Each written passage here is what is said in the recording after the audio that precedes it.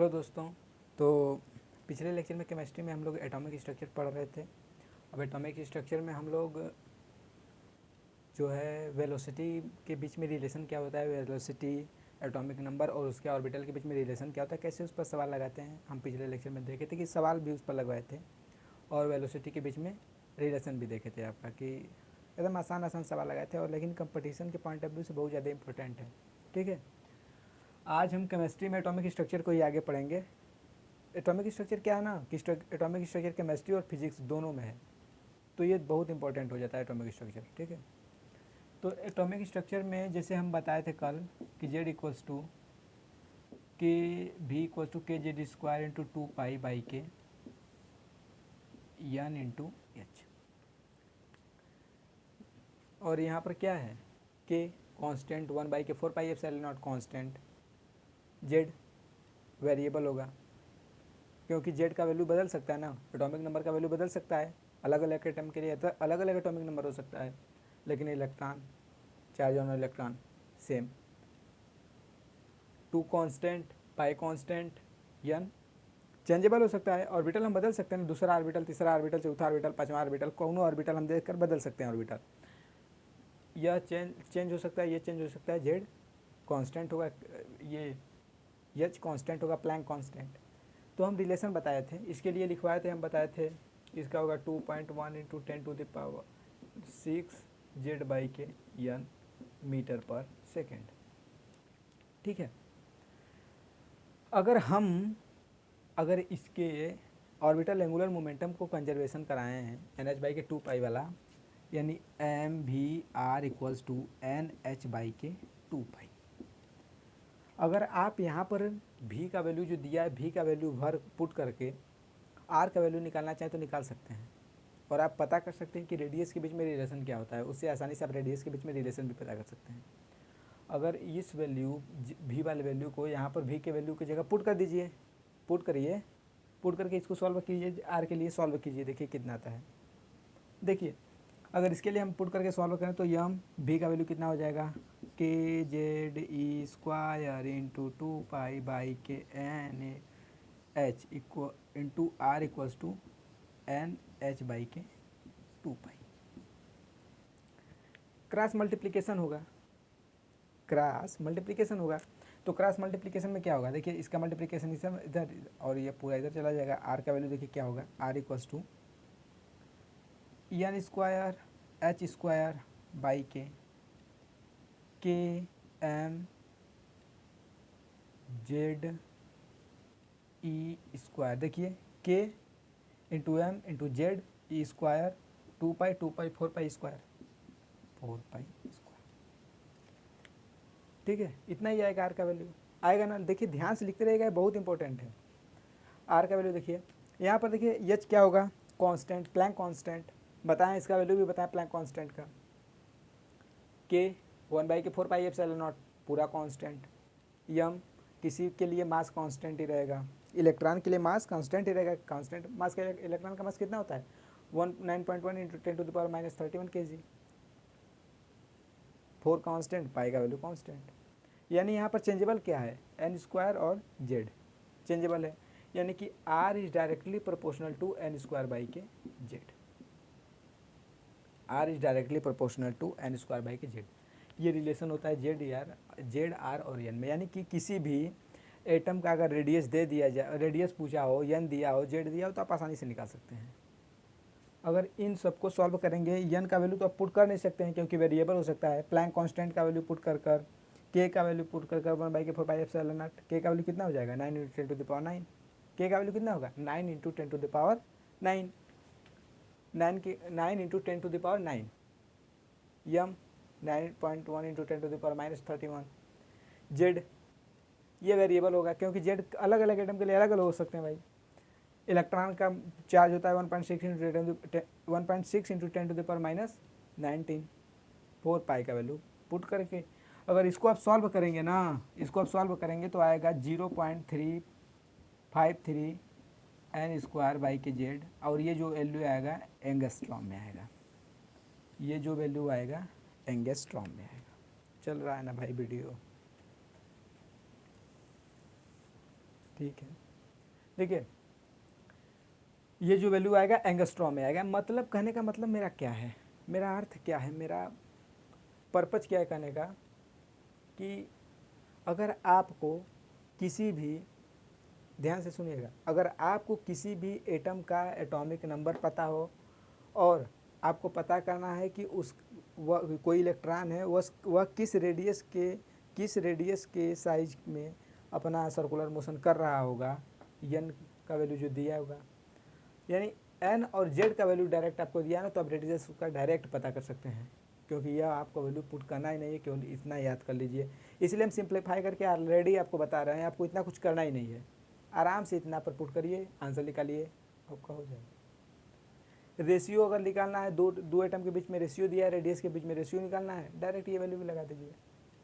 अगर किसी का इंडिविजुअल पूछा रेडियस, ये वैल्यू लगा दीजिए, एकदम सिंपल है ना, है कि नहीं।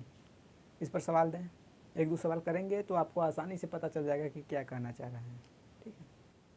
तो इसको नोट कर लीजिए, वीडियो रोक कर फिर सवाल दे रहे हैं, पहले वीडियो रोक कर इसको नोट कर लीजिए, ठीक है।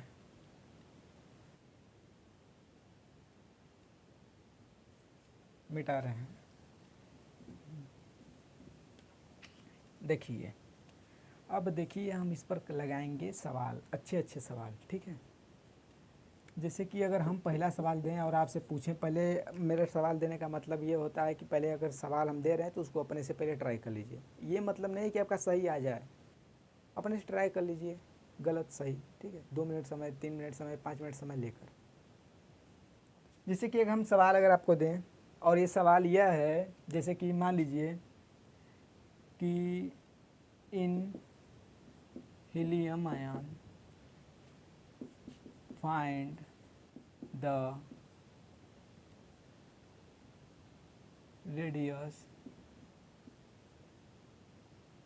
नहीं ऐसे मत लिखिए, लिखिए ना, ये सवाल लिखिए, अच्छा सा सवाल, इसे कंसेप्ट, दूसरा कंसेप्ट क्लियर होगा, ठीक है। कि find the distance between second and third orbit of lithium +2, ठीक है। यानी कि सेकेंड मतलब कि लिथियम है, पहले चल रहा है कि नहीं देख लेने था जिट्टा में, ठीक है। मतलब जैसे कि लिथियम है, ठीक है, लिथियम है, लिथियम के बाहर कई ऑर्बिटल हो सकते हैं, तो उसके सेकेंड ऑर्बिटल और थर्ड ऑर्बिटल के बीच में कितना डिस्टेंस है। जैसे कि मान लीजिए लिथियम है, हमारे कहने का मतलब समझिएगा आराम से, कि लिथियम है, न्यूक्लियस है, first orbital, second orbital, third orbit, ये फर्स्ट ऑर्बिट है, सेकेंड ऑर्बिट है, फर्स्ट है, सेकेंड, थर्ड है और ये सेकेंड है, तो इसके बीच में जो डिस्टेंस है ना डी, यही पूछा है कि सेकेंड और थर्ड ऑर्बिट के बीच में डिस्टेंस कितना होगा, यही पूछ रहे हैं आपसे कि सेकेंड और थर्ड ऑर्बिट के बीच में कुछ डिस्टेंस होगा, वो हम पूछ रहे हैं आपसे कि कितना डिस्टेंस होगा, ठीक है। सेकेंड और थर्ड ऑर्बिट के बीच में what is the distance between second and third orbit, वही पूछा गया है, वही जो पीछे सवाल दिया गया था, लगाइए। इसका रेडियस यहाँ से निकाल लीजिए, अगर सेकेंड ऑर्बिट में कोई इलेक्ट्रॉन है तो उस इलेक्ट्रॉन का रेडियस न्यूक्लियस से कितना होगा उसको निकाल लीजिए, और थर्ड ऑर्बिट में अगर कोई इलेक्ट्रॉन है तो उसका डिस्टेंस कितना होगा न्यूक्लियस से, वो निकाल दीजिए। थर्ड ऑर्बिट वाले में रेडियस से सेकेंड ऑर्बिट वाला रेडियस घटा दीजिए, आ जाएगा डिस्टेंस, ठीक है। ट्राई कर लीजिए, एक बार बता रहे हैं हम, ट्राई कर लीजिए, एक बार ट्राई कर लीजिए, फिर हम बता रहे हैं, आराम से कर लेंगे जी, एकदम आसान है, एटॉमिक स्ट्रक्चर बहुत आसान होता है, ठीक है। तो देखिए क्या करेंगे ना, करेंगे क्या, जैसे कि मान लीजिए अगर रेडियस ऑफ सेकेंड का निकालना हो तो कैसे निकालेंगे, क्या था 0.53 इंटू क्या था n²/z, तो n कितना हो जाएगा दूसरे के लिए n कितना हो जाएगा 2 का स्क्वायर, और z कितना है लिथियम, हाइड्रोजन हीलियम लिथियम 3, यानी कि इसको अगर करेंगे 0.343 के मल्टीप्लाइड बाई 4/3, ये आया है एंगस्ट्रॉम में, किसका सेकेंड रेडियस का, किसका सेकेंड रेडियस का, किसका सेकेंड रेडियस का। अभी थर्ड वाला देखिए, थर्ड वाला 0.53 मल्टीप्लाइड बाई 3 का स्क्वायर बाई के 3, किसका तीसरा का वाले का, यानी कि 1 3 से 1 3 कैंसिल, यानी 0.53 इंटू 10⁻³ एंगस्ट्रॉम आया है ना। 0.53 इंटू 10⁻³ 0.53 इंटू 3 0.53 इंटू 3 एंगस्ट्रॉम। तो देखिए R3 माइनस R1 आ जाएगा, ये डिस्टेंस क्या होगा R3 माइनस R1। तो R3 कितना हो जाएगा 0.53, अगर कॉमन लीजिए 3 माइनस 4/3, ये कितने किसमें एंगस्ट्रॉम, किसमें एंगस्ट्रॉम, 3 3 के 9 यानी 5/3 एंगस्ट्रॉम, 5/3 एंगस्ट्रॉम। इसको सिंप्लीफाई कर लीजिएगा, इसको सिंप्लीफाई कर लीजिएगा, आ जाएगा आपका डिस्टेंस किसके किसके बीच में, सेकेंड ऑर्बिटल और थर्ड ऑर्बिटल के बीच में कितना डिस्टेंस आया, ये वाला डिस्टेंस। सेकेंड ऑर्बिटल और थर्ड ऑर्बिटल के बीच में कितना डिस्टेंस, ये वाला डिस्टेंस आया। अब इसको सिंप्लीफाई करेंगे तो समय लगेगा, ठीक है। समय क्या लगना है, इसको काट दीजिए, इसको काट कर लीजिए, तो कितना हो जाएगा देखिए 3 7 मतलब मान लीजिए 8, तो 0.18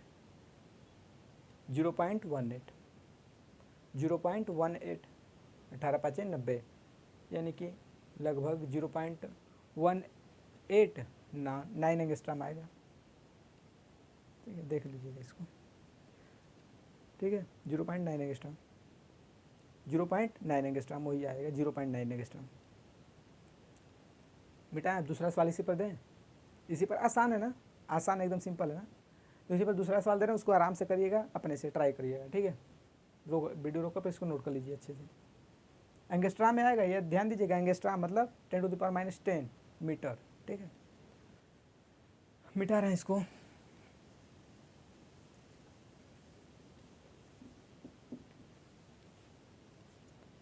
अब देखिए अगला है, हम दे रहे हैं कि जैसे 2 एटम हैं, find the ratio of helium plus of second orbit and lithium, helium plus second orbit and lithium plus 2 first orbit. यानी कि देखिए चल रहा है ना भाई, दिख रहा है ना, साफ साफ दिख नहीं रहा है ना, दूसरा मार्कर लगा ले रहे हैं, देखिए हमको लगा कि दिख नहीं रहा है, अब दिख रहा है ना, अब दिख रहा है ना, अब दिख रहा है ना भाई, अब दिख रहा होगा, अब क्यों नहीं दिखेगा, अब तो एकदम नया मार्कर यूज कर रहे हैं, ठीक है। अब दिख रहा होगा, दिख रहा है ना,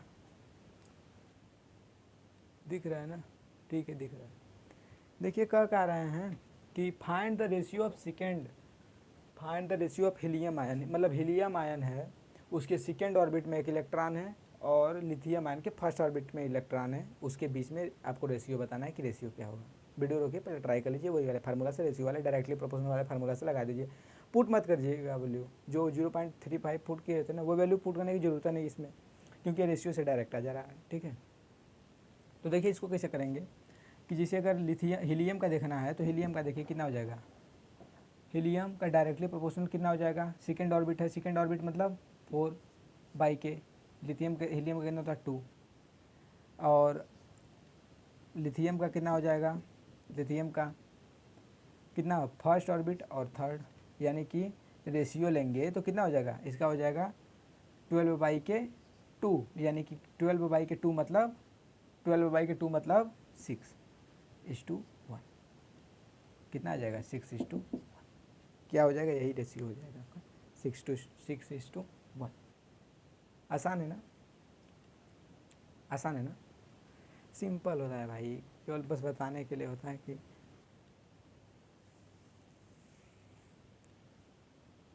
ठीक है 6:1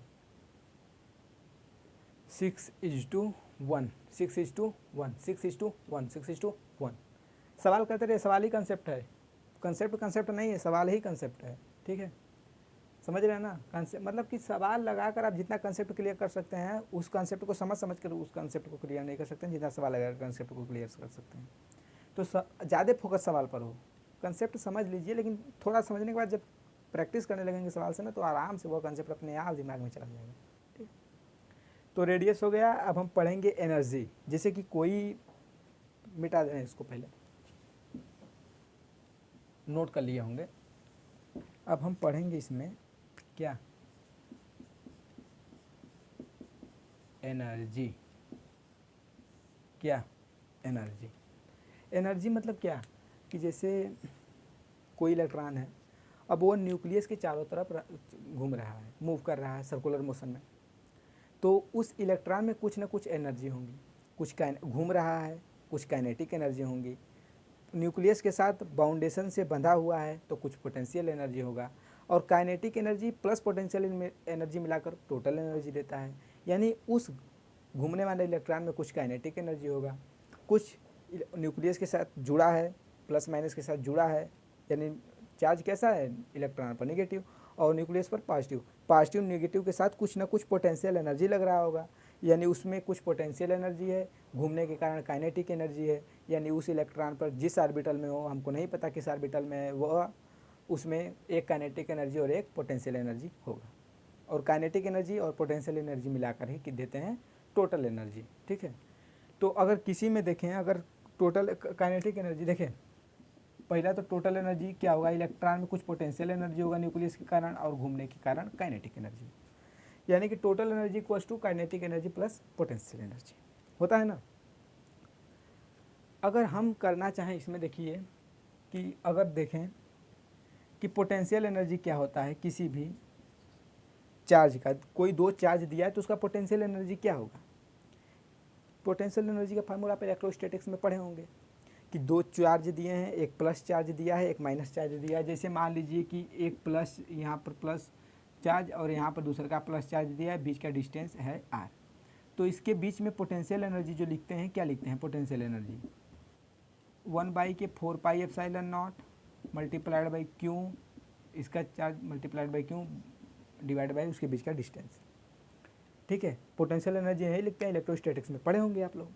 तो अगर अगर किसी न्यूक्लियस के चारों तरफ कोई इलेक्ट्रॉन मूव कर रहा है तो न्यूक्लियस में कुछ चार्ज होगा, और वह चार्ज कितना होगा, Z/E, एक इलेक्ट्रॉन पर charge multiplied by number of protons present in nucleus. तो number of proton present in nucleus multiplied by charge of electron will be charge on the nucleus. पूरे न्यूक्लियस पर चार्ज कितना होगा, Z/E।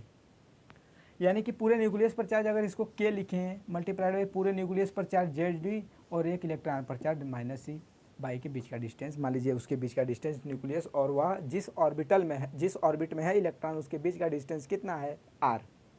कितना है, r। तो वही वह उस पर होगा पोटेंशियल एनर्जी उस इलेक्ट्रॉन पर। ठीक है, अगर इसको हम करें तो potential energy equals to -KZ² by के r। ठीक है, इतना तो समझ में आया। r क्या होगा, अगर r का वैल्यू पुट करना चाहे तो r का वैल्यू आपको याद है तो पुट कर लीजिए, पुट करिए इसमें, r का वैल्यू पुट करिए। देखिए कितना होगा, potential energy equals to minus times of kinetic K/Z² by के, r का वैल्यू कितना है देख लीजिएगा पाछे, n² Z² बाई के KmZe² 4π², KmZe² बाई के 4π²। देखिए ये तो हो गया, r का वैल्यू कितना है, n² KmZe² 4π²। देख लीजिए पेज पर लिखिए, पाछे पलट कर देखिए, यही होगा r का वैल्यू। ठीक है, अगर हम इसको ऊपर ले जाएं तो देखिए क्या होगा, अगर हम इसको ऊपर ले जाएं तो देखिए क्या होगा, minus times of K² into mZ² e⁴ 4π² by K n² h²। देखिए ये पोटेंशियल एनर्जी आपका इतना आया, देख लीजिए ऊपर ले जाकर गुणा करिए, K एक के ये K², m है m हो गया, Z Z² e⁴ यानी e⁴ 4π² ऊपर चला जाएगा, नीचे है n² Z²। सिंपल सा है, सिंपल सा है ना, समझ में आ गया ना, इतना आसान है ना, इससे आसान कुछ है, एकदम सिंपल है। हो गया, इतना तक हो गया। काइनेटिक एनर्जी निकालना है 12 mv², काइनेटिक एनर्जी निकालना है 12 mv², काइनेटिक एनर्जी निकालना है, ये हो गया आपका पोटेंशियल एनर्जी, यानी पोटेंशियल एनर्जी कितना हो गया, -K² m Z E square E के पावर 4 पाई 4 इंटू 4 पाई स्क्वायर ई के power 4 into 4 pi square by के एन स्क्वायर एच स्क्वायर। ये क्या हो गया आपका पोटेंशियल एनर्जी। यह क्या हो गया आपका पोटेंशियल एनर्जी। ये हो गया पोटेंशियल एनर्जी। पोटेंशियल एनर्जी को हिंदी में क्या कहते हैं, स्थितिज ऊर्जा, पोटेंशियल एनर्जी। अब हम देखेंगे गतिज ऊर्जा यानी काइनेटिक एनर्जी। काइनेटिक एनर्जी क्या होता है, आप एम बी स्क्वायर, दिख रहा है साफ साफ, देख लें पहले, ठीक है, ठीक है ना, हाँ हाँ ठीक है। काइनेटिक एनर्जी क्या होता है, half M V square. Half M V square मतलब काइनेटिक एनर्जी हाफ एम, भी को क्या लिख सकते हैं, भी को क्या लिख सकते हैं, जल्दी लिखिए, जो भी को लिख सकते हैं आप, पाछे पन्ना पलटिए, लिखे होंगे लिखिए, उसको सिंप्लीफाई करिए, काइनेटिक एनर्जी को सिंप्लीफाई करिए, काइनेटिक एनर्जी को सिंप्लीफाई करिए, तो देखिए क्या होगा, इसको लिख सकते हैं के Z E square 2 pi by के एन इंटू एच का होल स्क्वायर, लिख सकते हैं ना, भी को ही लिख सकते हैं ना। देखिए भी को क्या लिख सकते हैं, देख लीजिए भी को क्या लिख सकते हैं, देखिए सही है इतना। यानी कि काइनेटिक एनर्जी जो होगा हाफ, इसको लिख सकते हैं के square M Z square E के पावर 4 पाई स्क्वायर बाई के एन स्क्वायर एच स्क्वायर। ये हो गया काइनेटिक एनर्जी। इसको सेकेंड इक्वेशन मानिए और इसको फर्स्ट इक्वेशन मानिए। इक्वेशन फर्स्ट और सेकेंड से देखिए, इक्वेशन फर्स्ट और सेकेंड से पोटेंशियल एनर्जी और काइनेटिक एनर्जी के बीच में रिलेशन निकालिए, देखिए क्या आ रहा है। इक्वेशन फर्स्ट और इक्वेशन सेकेंड से काइनेटिक एनर्जी और पोटेंशियल एनर्जी के बीच में रिलेशन कितना आएगा, देखिए उसको। From equation first and equation second what is the relation between kinetic energy and potential energy, find out and then find out the total energy of the electrons, and we will discuss about what is the kinetic energy, potential energy and total energy relations. Okay,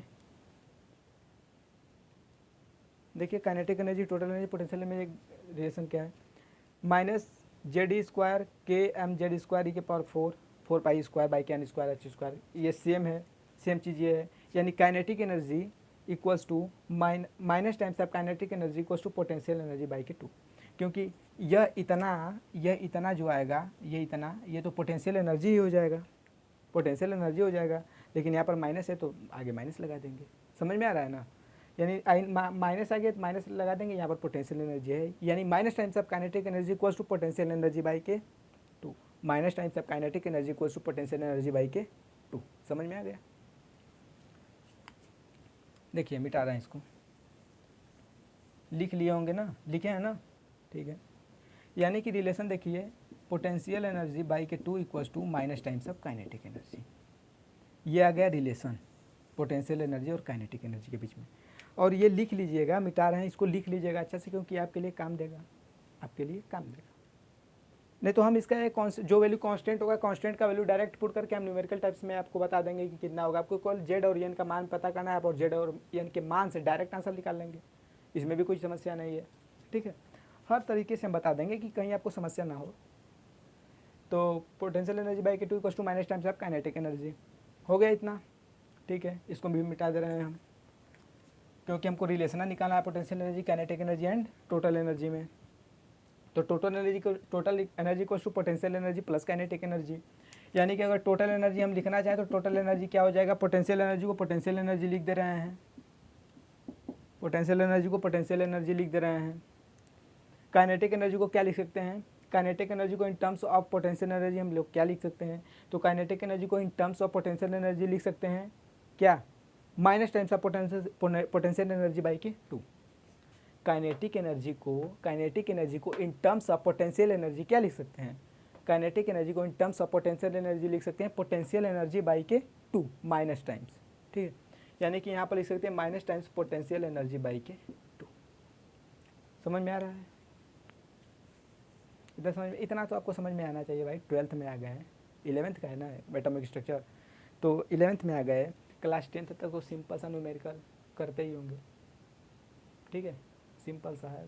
तो इतना तो समझाना नहीं पड़ेगा। Kinetic energy को क्या लिख सकते हैं, minus times of potential energy by के 2। समझ में आ गया इतना।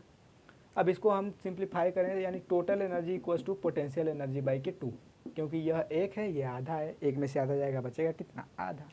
आधा आधा साफ हो गया, हाफ हाफ साफ, हाफ हाफ साफ, और हाफ बच गया। तो total energy equals to potential energy by के 2। यानी कि अगर हम यहाँ पर टोटल एनर्जी को देखें तो कितना हो जाएगा, रिलेशन देखिए। तो अगर total energy equals to minus times of kinetic energy equals to potential energy by के 2, देख लीजिए तीनों मिलाकर relation. Kinetic minus times of kinetic energy, minus times of kinetic energy किसके बराबर, पोटेंशियल एनर्जी बाई के 2, और टोटल एनर्जी किसके बराबर, पोटेंशियल एनर्जी बाई के 2, यानी minus times of kinetic energy किसके बराबर, टोटल एनर्जी बाई के 2। यानी एक रिलेशन आपको पता हो, पूरा एनर्जी का रिलेशन पता हो गया कि क्या होगा। यानी total energy equals to minus times of kinetic energy equals to potential energy by के 2। अगर आपको किसी भी न्यूमेरिकल में पोटेंशियल एनर्जी दिया है तो उसका टोटल एनर्जी निकाल लेंगे, टोटल एनर्जी दिया है पोटेंशियल एनर्जी निकालेंगे। पोटेंशियल एनर्जी दिया है तो अगर उस आपको पता है जेड और या ई की वैल्यू, तो रेडियस निकाल देंगे, क्योंकि पोटेंशियल एनर्जी पता है तो रेडियस निकाल ही देंगे, कोनो दिक्कत। इस पर कई प्रकार के इनफाइनाइट तरह के सवाल बनाए जा सकते हैं। कभी रेडियस पूछ सकता है, कभी चार्ज पूछ सकता है, कभी न्यूक्लियस पर चार्ज पूछ सकता है, कभी इलेक्ट्रॉन पर चार्ज पूछ सकता है। हो सकता है कि इलेक्ट्रॉन पर चार्ज वेरी करा के अपने भाषा में पूछे कि बताइए कितना इलेक्ट्रॉन पर चार्ज हो सकता है, ठीक है। तो आपको अगर ये रिलेशन पता है तो कई प्रकार के सवाल आप आसानी से लगा लेंगे। तो इसको अच्छे से सुंदर सा फूल फाल बना के इसको लिख लीजिए, ठीक है। इसको लिख लीजिए, इसको लिख लीजिए। मिटा रहे हैं, एक सवाल लगवा रहे हैं, पहले देखें चल रहा है ना, ठीक है, ठीक है। इसको नोट कर लीजिए, मिटा कर एक सवाल लगवा रहे हैं, फिर एक दो सवाल इस पर, दो तीन सवाल लगवा दें, फिर उसके बाद देखेंगे जो करना होगा करेंगे, नहीं तो नहीं करना होगा तो अगले लेक्चर में करेंगे। लेकिन करना तो एटॉमिक स्ट्रक्चर अच्छे से पढ़ाएंगे, इतना तो है। एटॉमिक स्ट्रक्चर ही नहीं, जो लेक्चर डालेंगे, जिस चैप्टर को पढ़ाएंगे हम अच्छे से पढ़ाएंगे, पूरा शुरू से बेसिक से एडवांस तक अच्छे से, ठीक है। नोट हो गया। सवाल दे रहे हैं हम इस पर, एनर्जी पर सवाल दे रहे हैं, और हर एक टॉपिक को बताने के बाद हर एक टॉपिक से 3-4 सवाल करवा रहे हैं ज़रूर हम, ठीक है। तो हर एक टॉपिक, अगर मान लीजिए एक चैप्टर में 10 टॉपिक है तो 40 सवाल तो केवल आप ऐसे ही हो गया, लेकिन 10 टॉपिक नहीं होता है, बेसिक टॉपिक्स होते हैं। तो बहुत ज़्यादा टॉपिक से हम बहुत सवाल ही करवा दे रहे हैं, 40 सवाल 50 सवाल भी करवा दे रहे हैं। अगर 10-20 सवाल आप अपने से कर लेंगे तो कंसेप्ट ही क्लियर हो जाएगा पूरा आपका, ठीक है। तो देखिए एक सवाल देखिए, पहले सवाल नहीं, एक चीज़ और देख लीजिए कि जो रिलेशन हम दिए हैं ना, total energy is directly proportional, कितना क्या लिखे थे हम कि total energy equals to minus times of kinetic energy equals to potential energy by के 2, यही ना था रिलेशन, यही ना था। Total energy equals to minus times of kinetic energy equals to potential energy by के 2, यही था। अच्छा, काइनेटिक एनर्जी, पोटेंशियल एनर्जी कितना आया था, पोटेंशियल एनर्जी को बताइए। पोटेंशियल एनर्जी आया था के square M z E square Z, के square M Z square E के power 4 into 4 pi square by के एन स्क्वायर एच स्क्वायर। ये आया था क्या, ये आया था क्या, पोटेंशियल एनर्जी। काइनेटिक एनर्जी इसका, आप पोटेंशियल एनर्जी पता होगा तो काइनेटिक एनर्जी भी निकाल सकते हैं, टोटल एनर्जी भी निकाल सकते हैं, कोनो दिक्कत नहीं है ना, आराम से कर लेंगे, ठीक है। अब इसमें देखिए K constant, M constant, Z vary कर सकता है एटम के साथ, E constant, 4 constant, pi constant, N vary कर सकता है, जेड कांस्टेंट। यानी कि पोटेंशियल एनर्जी का एक बता दे रहे हैं तो आप काइनेटिक एनर्जी टोटल एनर्जी को रिलेट करके चलते रहिएगा, ठीक है। यानी कि potential energy is directly proportional Z square by के एन स्क्वायर। ये रिलेशन बहुत ज़्यादा जरूरी, ये रिलेशन बहुत ज़्यादा जरूरी, ये रिलेशन बहुत ज़्यादा जरूरी। यानी टोटल एनर्जी भी कितना हो जाएगा, directly proportional to Z square into by के N square, Z square by के N square. Potential energy total energy कितना हो जाएगा, जेड स्क्वायर बाई के एन स्क्वायर, ठीक है। ये याद रखते रहिएगा, ये ध्यान में देते रहिएगा, ध्यान देते रहिएगा इसको, ये बहुत ज़्यादा इंपॉर्टेंट है। Total energy equals to Z square by के एन स्क्वायर। रेशियो तो ध्यान दीजिएगा, भी का भी रेशियो, आर का भी रेशियो, एनर्जी का भी रेशियो ध्यान देते रहिएगा, ये इंपॉर्टेंट है, बहुत ज़्यादा इंपॉर्टेंट है, तब बता रहे हैं आपको। अब देखिए नेक्स्ट क्या होगा कि अगर हम इस सब का कांस्टेंट का वैल्यू पुट करें ना तो टोटल एनर्जी कितना हो जाता है पता है? कांस्टेंट का वैल्यू पुट करें तो टोटल एनर्जी होता है 13 total energy -13.6 into Z square by के एन स्क्वायर, ये होता है। और ये किस में होता है? इलेक्ट्रॉन वोल्ट में होता है। किस में होता है? इलेक्ट्रॉन वोल्ट में। टोटल एनर्जी अगर इसका वैल्यू पुट कर दें सबका तो कितना हो जाएगा? -13.6 इंटू जेड स्क्वायर बाई के एन स्क्वायर। क्योंकि टोटल एनर्जी, क्योंकि काइनेटिक एनर्जी के टर्म्स में होता है तो टोटल एनर्जी को ऐसे कर सकते हैं, काइनेटिक एनर्जी को माइनस लगा देंगे, टोटल एनर्जी में माइनस नहीं लगेगा, काइनेटिक एनर्जी में प्लस रहेगा तो टोटल एनर्जी में माइनस लगेगा। ठीक है, तो टोटल एनर्जी कितना होता है? रिलेशन होता है 13.6 इंटू 10⁻⁴ जेड स्क्वायर बाई के एन स्क्वायर। अगर इलेक्ट्रॉन वोल्ट में आ गया तो अगर जूल में निकालना है तो 1.6 इंटू 10⁻⁻19 से डिवाइड कर दीजिएगा तो क्या जूल में आ जाएगा। ठीक है, इतना लिख लीजिए, आप सवाल लेंगे तो आप मज़ा आएगा आपको। पहले इसका नोट कर लीजिए, अच्छे से नोट कर लीजिए, इसको अच्छे से इसको नोट कर लीजिए, अच्छे से इसको नोट कर लीजिए। पहले देखें चल रहा है कि नहीं वीडियो, पहले चल रहा है कि नहीं? हाँ भाई चल रहा है, समय भी हो गया, आधी घंटा हो गया, ज़्यादा बड़ा लेक्चर ना मज़ा नहीं देता है। ठीक है, मिटा रहे हैं इसको। अब सवाल दे रहे हैं, करिएगा। 2 सवाल दे रहे हैं बस कि फाइंड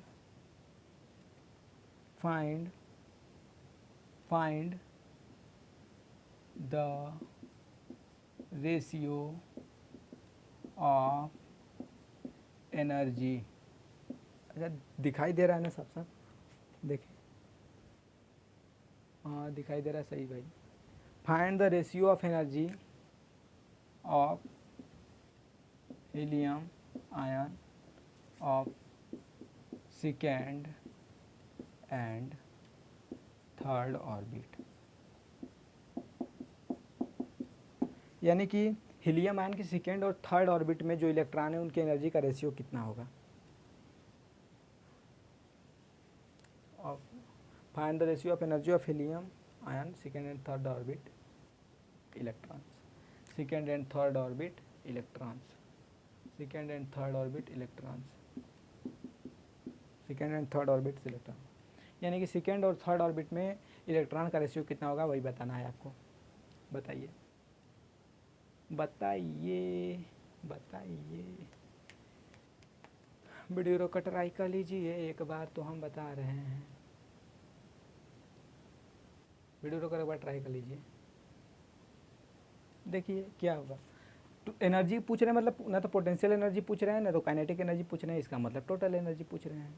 तो total energy equals to directly proportional to किसके? जेड स्क्वायर बाई के एन स्क्वायर होगा। तो देखिए जेड टोटल एनर्जी अब किसका? सेकेंड ऑर्बिट का कितना होगा? जेड कितना हो जाएगा? जेड मतलब 2 मतलब 4, 2 का स्क्वायर मतलब 4। एन कितना है सेकेंड ऑर्बिट का? 2 का स्क्वायर मतलब 4 बाई के थर्ड का देखिए टोटल एनर्जी ऑफ थर्ड कितना हो जाएगा? जेड स्क्वायर कितना हो जाएगा? 4। कितना हो जाएगा थर्ड ऑर्बिट में? 3 3 के 9, ऊपर जाएगा ये इसमें जाएगा, यानी इससे ये कैंसिल हो जाएगा, यानी कितना हो जाएगा? 9:4। कितना हो जाएगा? 9:4। 9 संबंध है 4, 9:4। सिंपल सा है क्या? नहीं कठिन है, एकदम सिंपल है, इससे आसान कुछ नहीं, इससे आसान कुछ नहीं। समझ में आ रहा है ना? समझ में आ रहा है ना? समझ में आ रहा है ना? समझ में आ रहा है ना? एक ऐसा कर रहे हैं हम ना कि एक सवाल दे रहे हैं, उसको सॉल्व करिएगा और उसका आंसर कितना आएगा कमेंट बॉक्स में लिखिएगा। ठीक है, एक सवाल दे रहे हैं, लास्ट सवाल होमवर्क के लिए। ठीक है, मिटा दे रहे हैं इसको, लास्ट सवाल होमवर्क के लिए देते हैं कि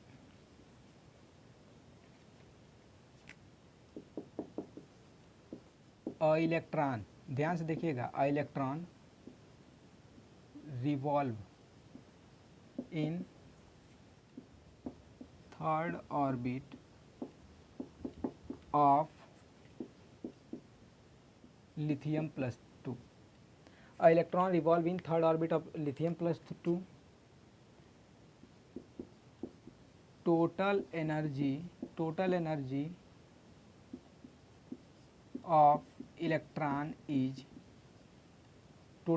of electron is 1.5 electron volt. 1.5 electron volt. Total energy of electron is 1.5 electron volt. तो हम पूछ रहे हैं what is the distance between nucleus and electron. देखिए सब अच्छे अच्छे सवाल हैं, ट्राई करिएगा इसको और कमेंट बॉक्स में लिखिएगा आंसर, ज़रूर लिखिएगा ट्राई करके, ठीक है। नहीं आएगा तो अगले लेक्चर में हम इसको डिस्कस करेंगे ज़रूर, ठीक है। सवाल क्या है कि a electron revolve in third orbit of lithium plus 2, total energy of electron is 1.5 electron volt, what is the distance between nucleus and electron. समझ में आ गया ना। यानी कि लिथियम आयन के तीसरे ऑर्बिट में एक इलेक्ट्रॉन है, उसका टोटल एनर्जी उसने दिया है, तो उसके बीच में डिस्टेंस कितना होगा ये पूछे हैं, ठीक है। रिलेशन पता है और यही एनर्जी पर लगेगा। और इसके बाद देखिए अब ख़त्म ही हो जाएगा, एटॉमिक स्ट्रक्चर ज़्यादा नहीं है, जितना 3 4 5 लेक्चर हो जाएगा। क्या है इसके बाद क्या है कि टाइम पीरियड और फ्रीक्वेंसी के बीच में रिलेशन निकालेंगे, वेव नंबर क्या होता है, स्पेक्ट्रम क्या होता है, हाइड्रोजन स्पेक्ट्रम क्या होता है। उसके बाद हम लोग पढ़ेंगे हाइजेनबर्ग अनसर्टेनिटी प्रिंसिपल्स पढ़ेंगे, डी ब्रॉगली वेवलेंथ पढ़ेंगे, ड्यूअल नेचर ऑफ मैटर पढ़ेंगे और लास्ट में पढ़ेंगे हम क्वांटम एटॉमिक मॉडल, जो कि सबसे इम्पोर्टेंट है पूरे एटॉमिक स्ट्रक्चर में, सबसे ज़्यादा इंपॉर्टेंट क्वांटम एटॉमिक मॉडल। और क्वांटम एटॉमिक मॉडल को एकदम डीपली अच्छे से बेसिक से लेकर एकदम एडवांस लेवल तक हम पढ़ाएंगे क्वांटम एटॉमिक मॉडल, ठीक है। तो इसको कर लीजिएगा, अगले लेक्चर में फिर मिलेंगे, तब तक के लिए बाय।